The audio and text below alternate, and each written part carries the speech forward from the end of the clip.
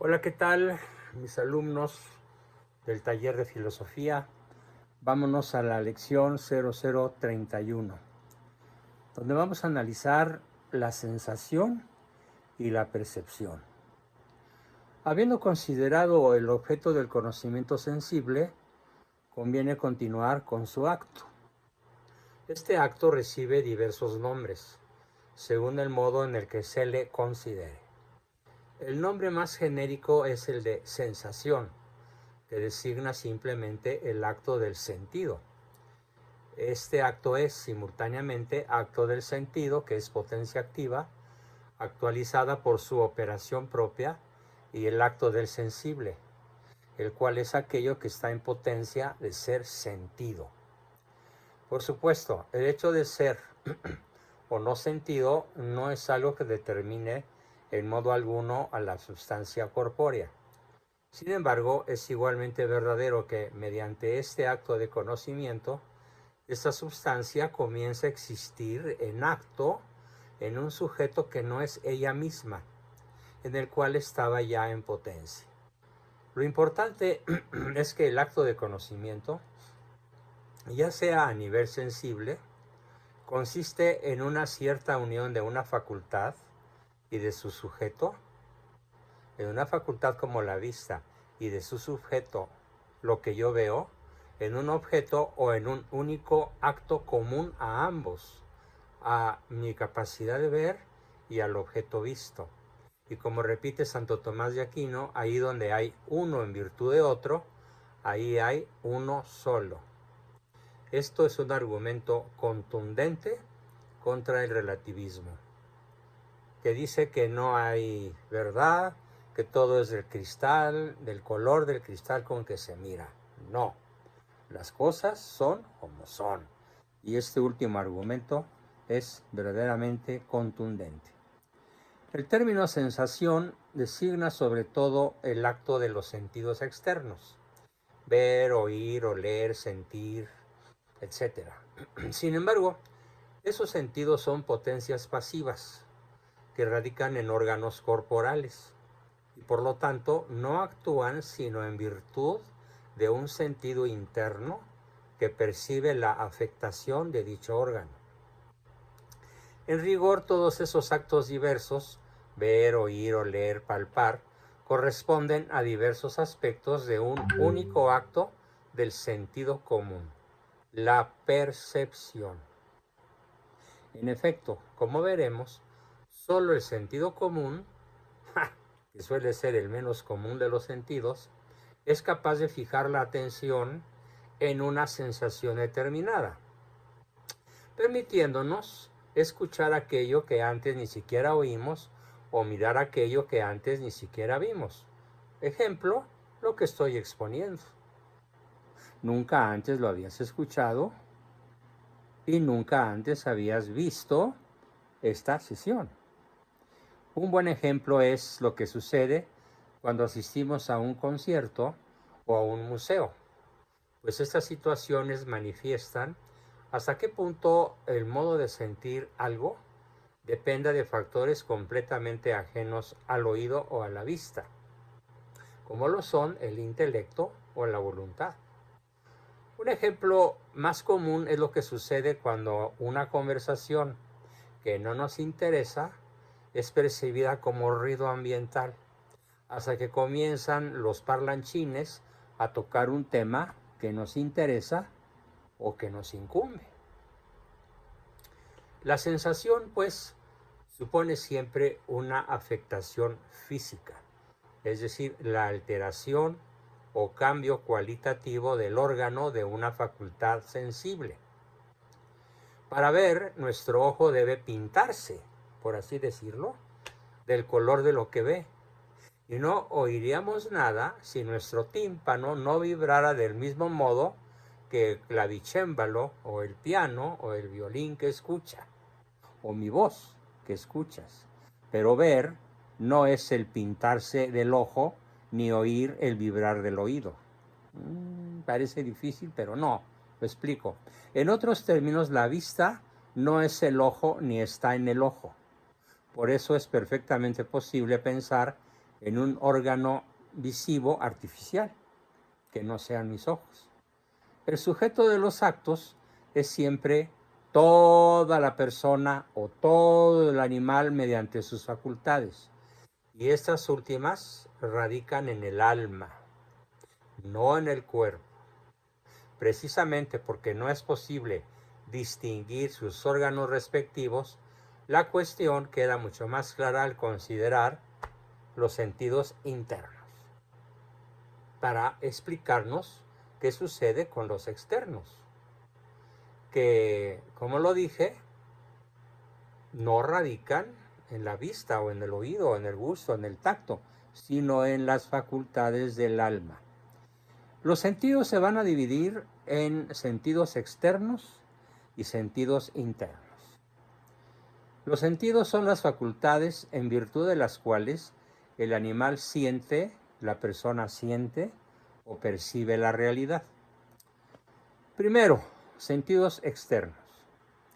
Los sentidos externos son las facultades que perciben inmediatamente las cualidades sensibles de las cosas. Aristóteles los define como una facultad capaz de recibir una forma sensible sin su materia. Imagínense que recibiéramos la materia de todo lo que estamos viendo, pues resulta el solo imaginarlo verdaderamente absurdo. Al modo en el que la cera recibe el sello, sin que el hierro se quede en el sello, pero se queda sellado con lo que hay en el molde del hierro. Hay tantos sentidos externos cuantas cualidades capaces de afectar un órgano corpóreo. El sentido recibe la forma sin la materia mediante su propia afectación. Si bien dependen de ciertos órganos corpóreos que están en potencia puramente pasiva, se trata de facultades nuestras o del animal que son tan inmateriales como su alma.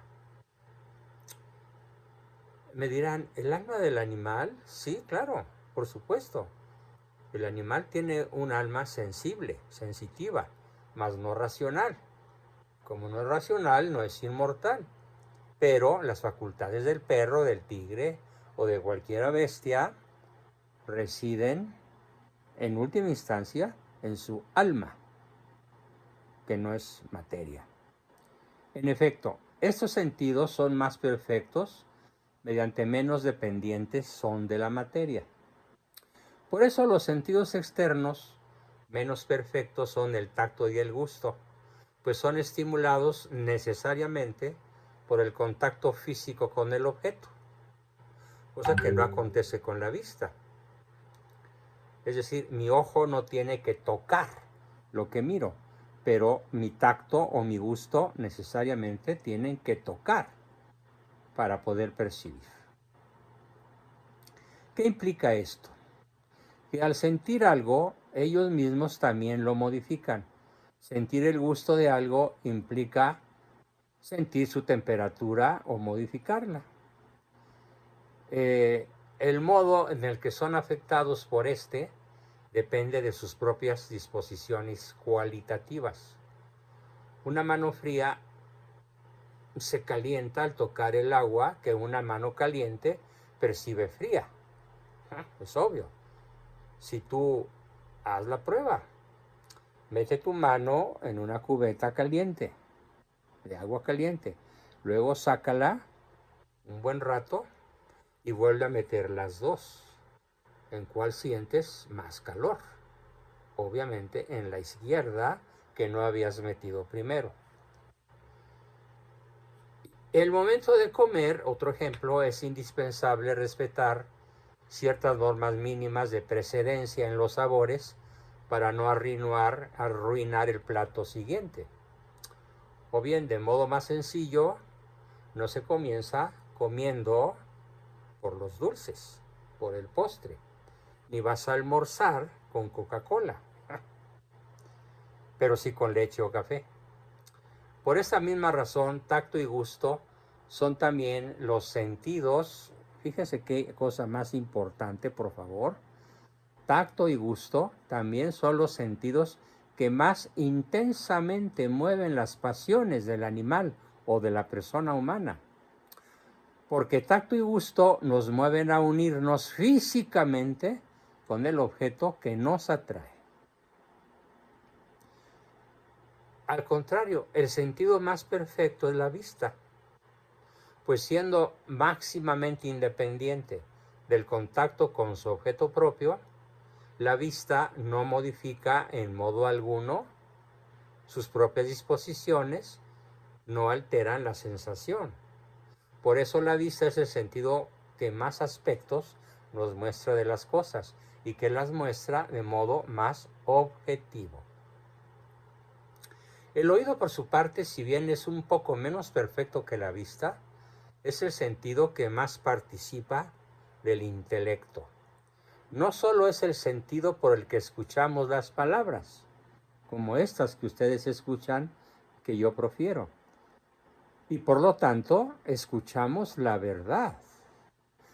Se dice en latín, veritas ex auditu, es decir, la verdad sale de lo que escuchamos.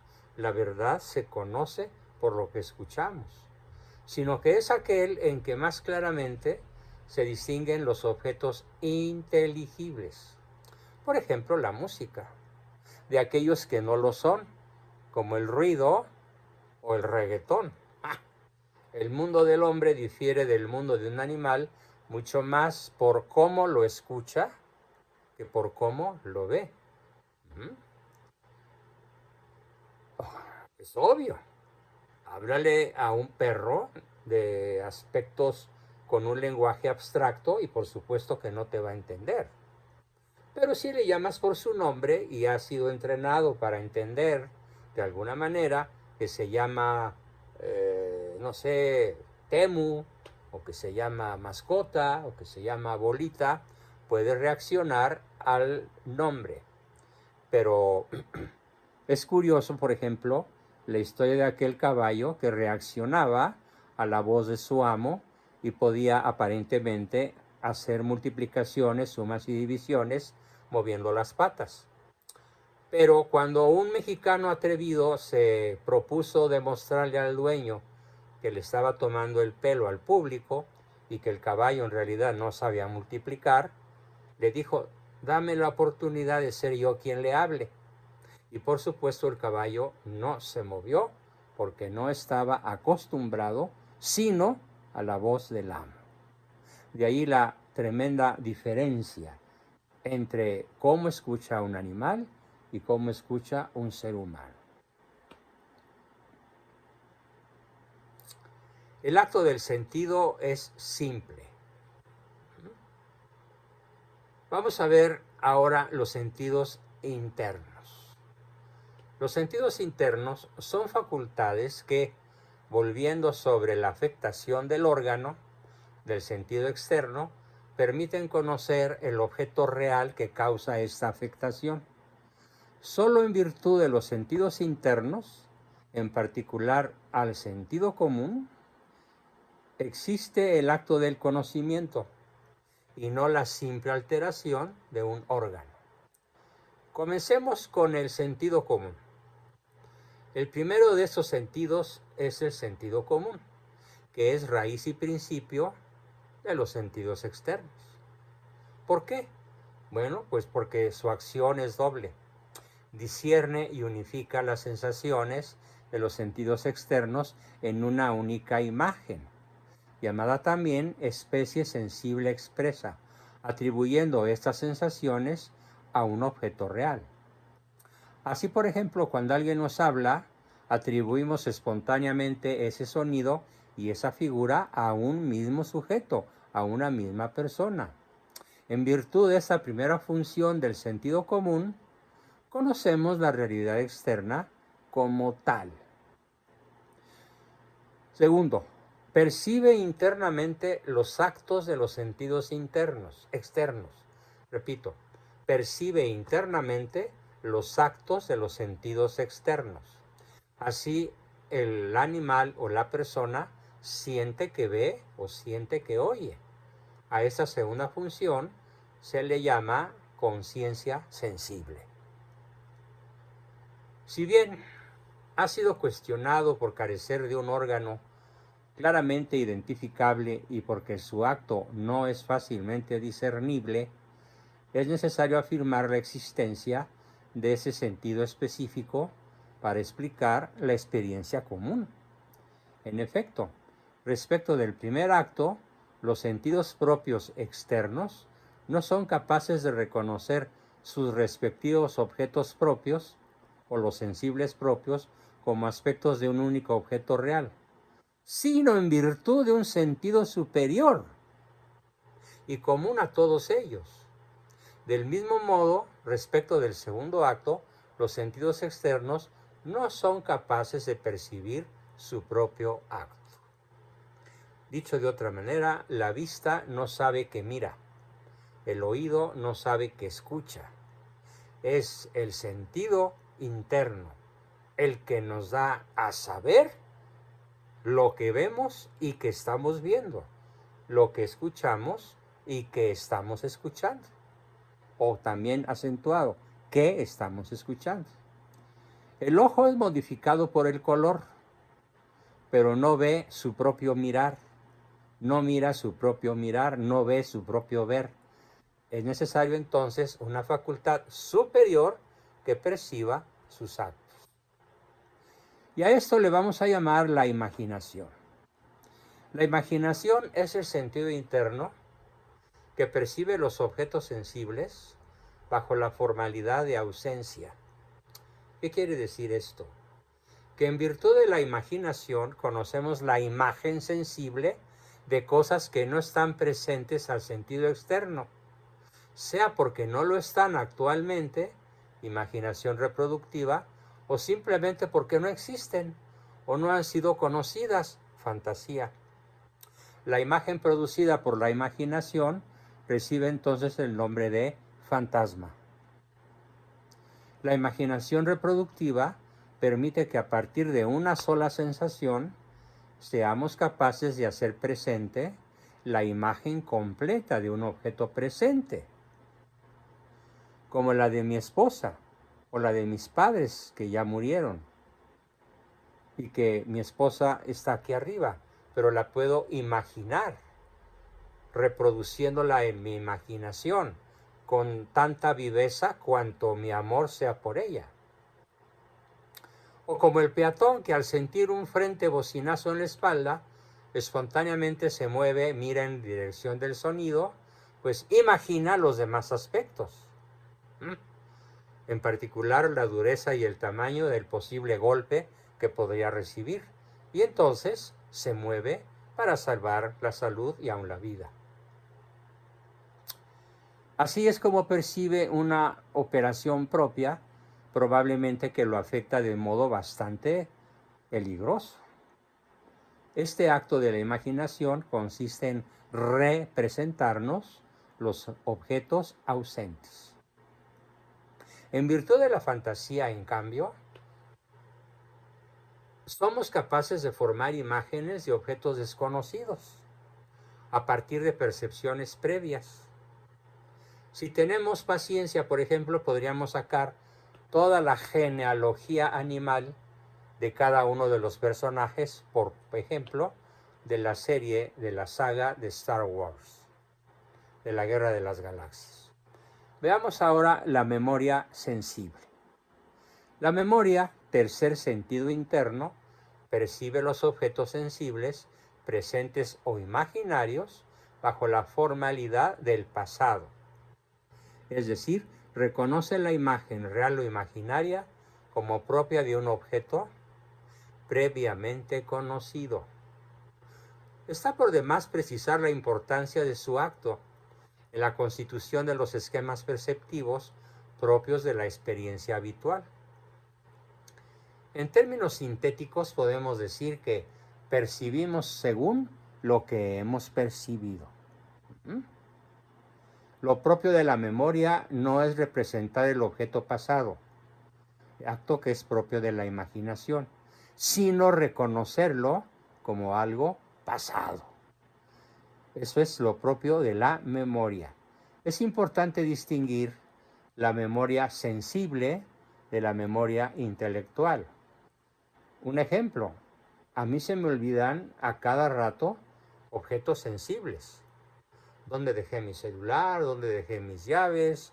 A veces cometo errores verdaderamente absurdos, como pretender ir a un lugar pero llegar a otro, o como en una ocasión que traía las llaves del auto en la mano, inopinadamente me llevé la llave a la boca pensando que era un vaso. En cambio, la memoria intelectual no me falla. Nunca, hasta el momento, hasta ese momento, la memoria intelectual o memoria cognoscitiva o memoria conceptual o memoria de la categoría abstracta puede funcionar muchísimo mejor, muchísimos más años que la simple memoria de lo sensible.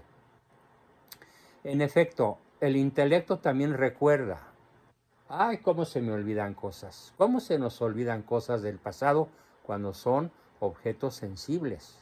Pero no se nos olvidan cuando el acto es un conocimiento habitual. Es decir, cuando se vuelve a pensar una realidad previamente inteligida. Un ejemplo concreto, aparte de los que ya he dicho, puede aclarar la diferencia. Como cuando un alumno que lee este libro deba memorizar esta distinción para el examen, el modo en que lo haga dependerá en buena medida no de cuánto haya visto o de cuánto haya escuchado, sino de cuánto haya entendido. Y eso no radica en los sentidos externos, sino en las facultades superiores del alma racional. Con que se aprendan esto en esta lección sería más que suficiente. Pero si ese estudiante no entendió lo que se pasó leyendo y leyendo y mirando, deberá aferrarse a la imagen sensible de la definición y limitarse a repetirla palabra por palabra sin haber entendido nada. Pues cambiar una sola palabra implicaría sustituir para él, cambiar el objeto por otro. Esta imagen podrá ser visual y entonces tratará de recordar la página en que la leyó. Arriba, a la derecha, en medio, en tinta roja, tenía una manchita, el papel estaba arrugado. ¡Qué pobre memoria! ¡Qué facultad tan pobre, tan disminuida, como lo está en la inmensa mayoría de los escolapios mexicanos de todas las edades!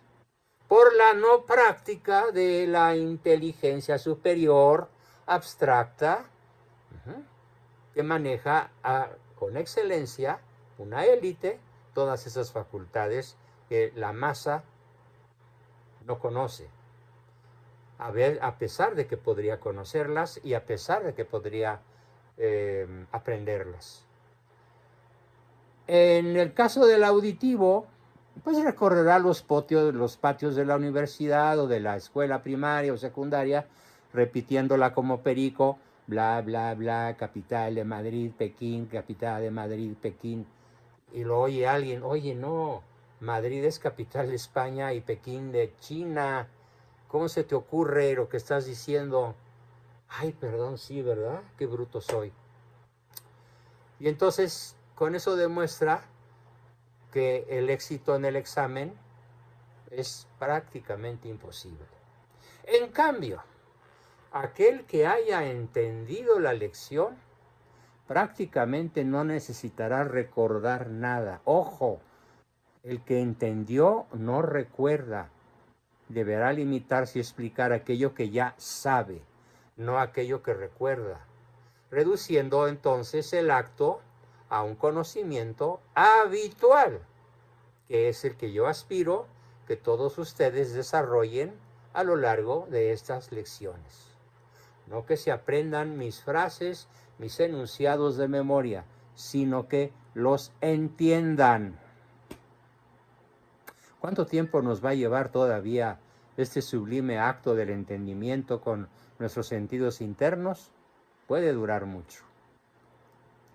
Tenemos la estimativa natural y la cogitativa, pero creo que para la lección 0031 es prudente dejarla hasta aquí, porque lo que sigue, la estimativa natural y la cogitativa, aspectos a los cuales muchos de ustedes ya me están pidiendo conocer, qué bueno, eso implica que están entendiendo, no están memorizando, no están repitiendo como el perico, ya saben lo que saben y lo pueden explicar. Muy bien, tendremos entonces el reto de que lo antes posible estaré recibiendo sus tareas 0031. Muchas gracias y hasta la próxima.